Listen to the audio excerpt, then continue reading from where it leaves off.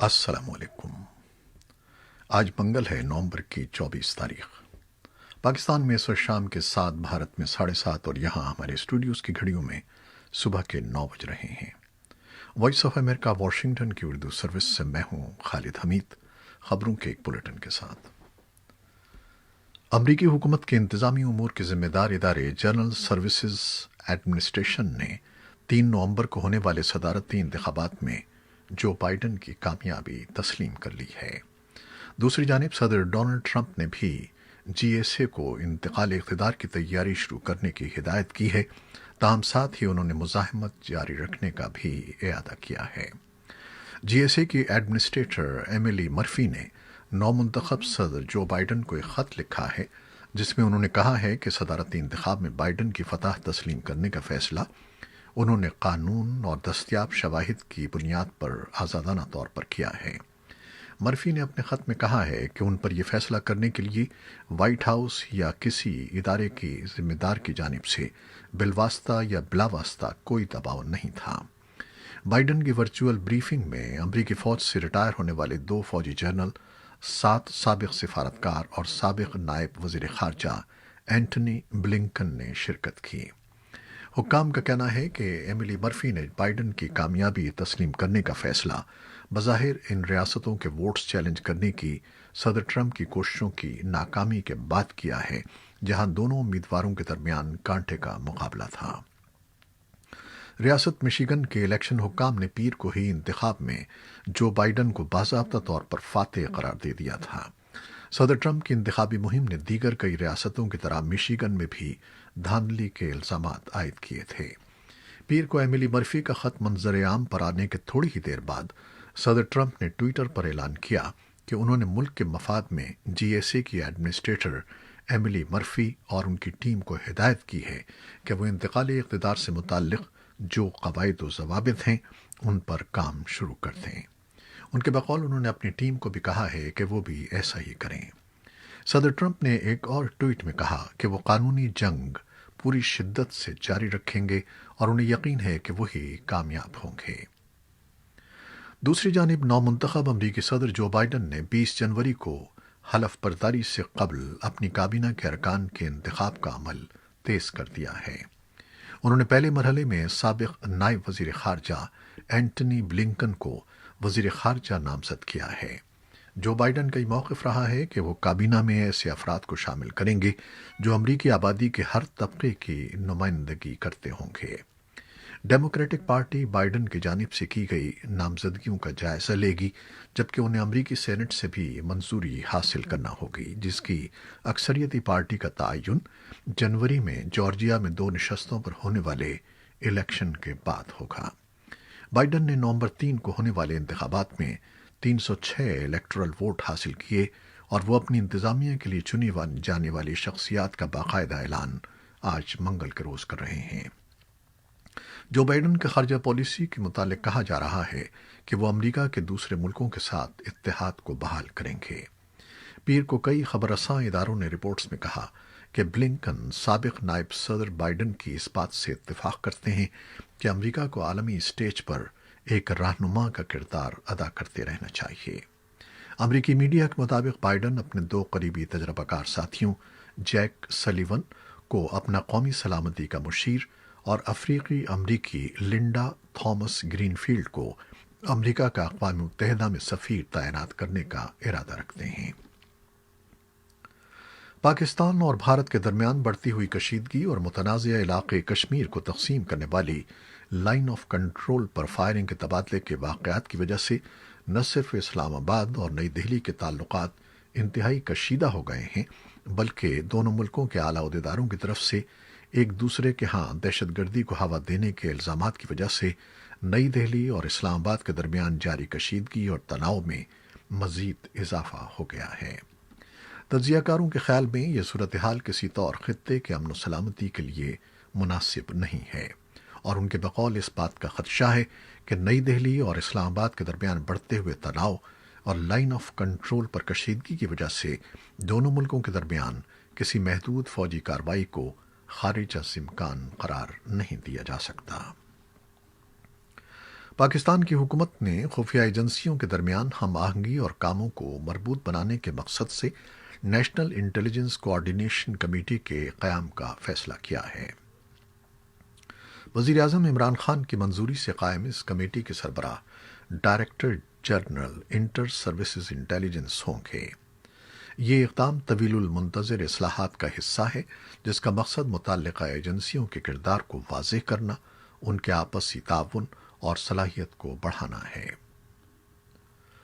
پاکستان کے چین سے ملحقہ گلگت بلتستان کے اسمبلی کے انتخابات میں مبینہ دھاندلی کے خلاف حزب اختلاف میں شامل پاکستان پیپلز پارٹی کے مقامی کارکنوں کا احتجاج منگل کے روز بھی جاری رہا۔ گلگت شہر کے 4 مختلف مقامات کے علاوہ ہنزا، اسکردو، چلاس اور دیگر قصبوں میں بھی احتجاجی مظاہرے کیے گئے، جس کے نتیجے میں شاہراہ قراقرم سمیت مختلف سڑکوں پر آمد و رفت کا سلسلہ معطل رہا۔ ایک روز قبل سوموار کے روز مظاہروں کے دوران بعض نقاب پوش افراد نے سرکاری دفاتر پر حملے کر کے 3 گاڑیوں کو جلا ڈالا اور دیگر املاک کو نقصان پہنچایا۔ افغانستان، فن لینڈ اور افغانستان کے لیے اقوام متحدہ کے امدادی مشن کے زیر اہتمام منعقد ہونے والی 6ٹی 2 روزہ کانفرنس کے دوران اقوام متحدہ کے سیکرٹری جنرل اینٹونیو گوتریس نے تقریر کرتے ہوئے کہا کہ افغانستان میں کئی دہائیوں سے جاری تنازع کے دوران افغان عوام نے بیش قیمت قربانیاں دی ہیں۔ انہوں نے اپنی تقریر میں افغانستان میں مسلسل جاری پرتشدد حملوں میں حالیہ اضافے پر تشویش کا اظہار کرتے ہوئے فوری طور پر بلا مشروط جنگ بندی کی ضرورت پر زور دیا تاکہ زندگیاں بچائی جا سکیں اور کورونا وائرس کو مزید پھیلنے سے روکا جا سکے۔ انہوں نے کہا کہ ایسی جنگ بندی سے دوحہ میں ہونے والے امن مذاکرات کے لیے سازگار ماحول تشکیل پائے گا۔ یورپی یونین کے اعلیٰ سفارتکار جوزف بوریل نے بھی اپنی تقریر میں افغانستان میں فوری جنگ بندی کا مطالبہ کیا۔ انہوں نے کہا کہ یورپین یونین افغانستان کے لیے امداد جاری رکھنے کا خواہاں ہے، تاہم اگر افغانستان میں اسلامی امارت قائم کی گئی تو یہ امداد متاثر ہو سکتی ہے۔ افغان صدر اشرف غنی نے اپنے خطاب میں امید ظاہر کی کہ طالبان سے مذاکرات کامیاب ہوں گے اور اس سلسلے میں سمجھوتا طے پا جائے گا، تاہم انہوں نے کہا کہ ایسا سمجھوتا کثیر جہتی اور وقت طلب ہوگا۔ اشرف غنی نے کہا کہ افغان سیکیورٹی فورسز 96% فوجی کارروائیاں خود کر رہی ہیں اور وہ دہشت گردی کے خلاف کلیدی کردار ادا کر رہی ہیں۔ کانفرنس میں افغانستان کو امداد دینے والے بیشتر ممالک نے امداد جاری رکھنے کا اشارہ دیا، تاہم انہوں نے یہ امداد انسانی حقوق کی صورتحال سے مشروط کرنے کا اعلان کیا۔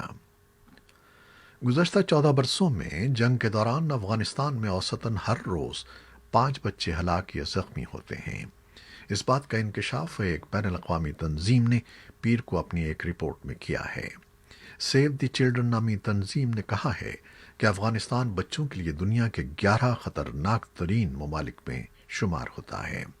رپورٹ میں کہا گیا ہے کہ سن 2005 اور سن 2019 کے دوران کم از کم 26,000 بچے مارے گئے یا معذور ہوئے۔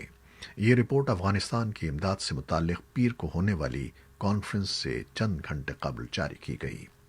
تنظیم کی رہنما کے مطابق کورونا وائرس کے پھیلاؤ نے افغانوں اور خصوصاً بچوں کے لیے انسانی صورتحال کو مزید گمبھیر کر دیا ہے۔ ان حالات میں جنیوا میں ہونے والی کانفرنس بہت اہمیت کی حامل ہے تاکہ امداد دینے والی حکومتیں افغانستان کے بچوں کے لیے اپنی حمایت کا اعادہ کریں جنہیں اب پہلے سے کہیں زیادہ مدد کی ضرورت ہے۔ اور کابل سے ملنے والی اطلاعات کے مطابق پاکستان نے افغان حکومت کی طرف سے پاکستانی قیدیوں کی رہائی کا خیر مقدم کیا ہے جن کی 1 ماہ کی قید باقی تھی۔ انہیں انسانی ہمدردی کی بنیاد پر رہا کیا گیا ہے۔ پاکستان کے افغانستان میں خصوصی مندوب محمد صادق خان اور افغانستان میں پاکستان کے سفیر منصور احمد خان نے 2 علیحدہ ٹویٹس میں افغان صدر اشرف غنی کا شکریہ ادا کیا ہے۔ صدر غنی نے ایک اعلان کے ذریعے ان کی 1 ماہ کی باقی قید اور جرمانہ معاف کر دیا ہے۔ اطلاعات کے مطابق سینکڑوں پاکستانی افغان جیلوں میں پچھلے 2 اشروں سے قید تھے۔ یہ پاکستانی افغانستان میں طالبان کے ہمراہ جنگ میں شریک تھے اور عدالتوں نے انہیں سزا سنائی تھی۔ حال ہی میں داعش خراسان کے چوٹی کے لیڈر اسلم فاروقی کو افغان سیکیورٹی ایجنسی نے گرفتار کیا تھا۔ کچھ افغان سیاستدانوں کا کہنا ہے کہ پاکستانی حکومت چاہتی ہے کہ اسلم فاروقی کو اس کے حوالے کیا جائے، لیکن افغان یا پاکستانی حکومت نے اس کی تصدیق نہیں کی ہے۔ بھارت کے وزیر خارجہ ایس جے شنکر بحرین، متحدہ عرب امارات اور سیشیلز کے 6 روزہ دورے پر روانہ ہو رہے ہیں۔ کورونا کی عالمی وبا کے دوران ہونے والے اس دورے کو کافی اہمیت دی جا رہی ہے۔ وزارت خارجہ کے ایک بیان کے مطابق ایس جے شنکر پہلے بحرین، پھر متحدہ عرب امارات اور آخر میں سیشیلز جائیں گے، اور ان ملکوں کے رہنماؤں کے ساتھ باہمی، علاقائی اور بین الاقوامی امور پر تبادلہ خیال کریں گے۔ اگرچہ اس دورے کا ایجنڈا واضح نہیں کیا گیا ہے، تاہم تجزیہ کاروں کے مطابق اس دورے کے پیچھے ایک گہری حکمت عملی کار فرما ہے۔ پاکستان میں کورونا کیسز میں اضافے کے بعد مختلف علاقوں میں اسمارٹ لاک ڈاؤن کیا جا رہا ہے۔ دنیا بھر میں عالمی وبا سے ہلاکتوں کی تعداد 13,96,000 سے تجاوز کر گئی ہے۔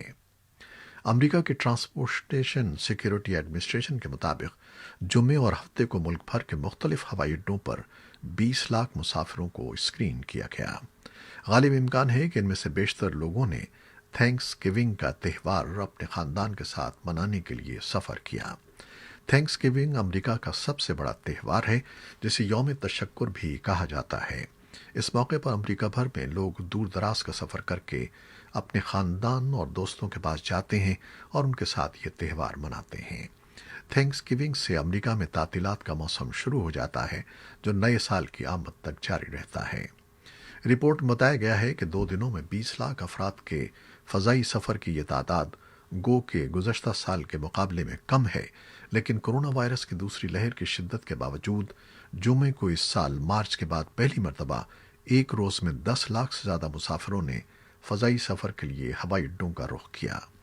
اس سال کورونا وائرس کے تیزی سے پھیلاؤ کے باعث امریکہ کے محکمہ صحت نے سفر سے متعلق انتباہ بھی جاری کیا ہے، لیکن اس کے باوجود لاکھوں امریکیوں نے فضائی سفر کے لیے ٹکٹ خریدے ہیں تاکہ یوم تشکر منانے کے لیے اپنے پیاروں کے پاس پہنچ سکیں۔ عالمی ادارے صحت کے سربراہ نے کہا ہے کہ کورونا وائرس کے کیسز میں اضافے کی وجہ سے طبی ورکرز پر کام کا دباؤ بڑھ رہا ہے۔ ایک روز قبل ہی وبائی امراض پر کنٹرول سے متعلق قومی ادارے centre for disease control and prevention نے کہا تھا کہ امریکیوں کو اس سال تھینکس گیونگ کے لیے سفر نہیں کرنا چاہیے اور یہ تہوار صرف اپنے ساتھ مقیم اہل خانہ کے ساتھ ہی منانا چاہیے۔ اس سے قبل امریکہ میں وبائی امراض کے سب سے بڑے ماہر ڈاکٹر اینتھونی فاؤچی نے اتوار کو کہا تھا کہ امریکی ہوائی اڈوں پر لوگوں کے ہجوم ہونے پر انہیں تشویش ہے، کیونکہ اس سے عالمی وبا کے امریکہ میں خطرناک حد تک بڑھنے کے امکانات میں اضافہ ہو سکتا ہے۔ آسٹریلیا کی ہوائی کمپنی قانتاس کا کہنا ہے کہ اس کے جہازوں میں سفر کرنے والے بین الاقوامی مسافروں کو جہاز پر سوار ہونے سے قبل یہ ثبوت فراہم کرنا ہوگا کہ وہ کورونا وائرس کی ویکسین لے چکے ہیں۔ قانتاس کے چیف ایگزیکٹو ایلن جوئس نے ایک انٹرویو میں کہا ہے کہ ان کے خیال میں مستقبل میں سفر کرنے والے بین الاقوامی مسافروں کے لیے ویکسین لینے کا ثبوت فراہم کرنا ضروری ہوگا۔ انہوں نے کہا کہ وہ اس بات کا جائزہ لے رہے ہیں کہ آیا اندرون ملک سفر کرنے والوں کے لیے بھی ایسا کرنا ضروری ہوگا یا نہیں۔ دوا ساز کمپنی ایسٹروزینیکا نے پیر کے روز بتایا ہے کہ کووڈ-19 کی ویکسین کی جانچ سے ثابت ہوا ہے کہ یہ انتہائی مؤثر ہے اور اس کے لیے ہسپتال میں داخل ہونے کی ضرورت باقی نہیں رہے گی۔ یہ تھیں وہ خبریں جو فیس بک لائیو پر ہم نے آپ کے لیے پیش کی۔ ہماری ویب سائٹ اور یوٹیوب پر یہ بلیٹن پوسٹ کر دیا جاتا ہے، جسے آپ بعد میں بھی دیکھ سکتے ہیں۔ خالد حمید کو اب اجازت دیجیے گا۔ اللہ حافظ۔